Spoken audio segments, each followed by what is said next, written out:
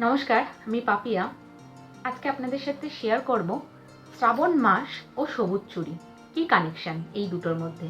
কারণ আমরা বেশিরভাগ মানুষই লক্ষ্য করি যে শ্রাবণ মাসে বিবাহিত মহিলারা প্রায়ই সবুজ চুড়ি পরে থাকেন বা সবুজ রঙের জামাকাপড় পরে থাকেন।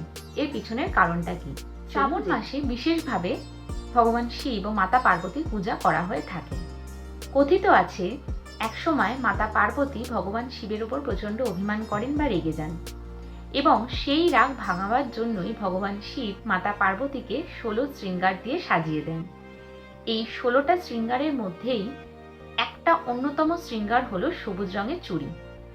শ্রাবণ মাসে যেহেতু প্রচণ্ড বৃষ্টি হয় এবং আমাদের প্রকৃতি চারিদিকে সবুজে ভরে ওঠে, প্রকৃতি শস্য শ্যামলা হয়, সেই জন্য বলা হয় যে এই সময় যদি বিবাহিত মহিলারা সবুজ চুড়ি পরেন অথবা সবুজ রঙের জামা কাপড় বেশি করে পরেন, তাহলে তাদের দাম্পত্য জীবনের প্রেম বা ভালোবাসা বৃদ্ধি পায় ঠিক হরগৌরীর মতন।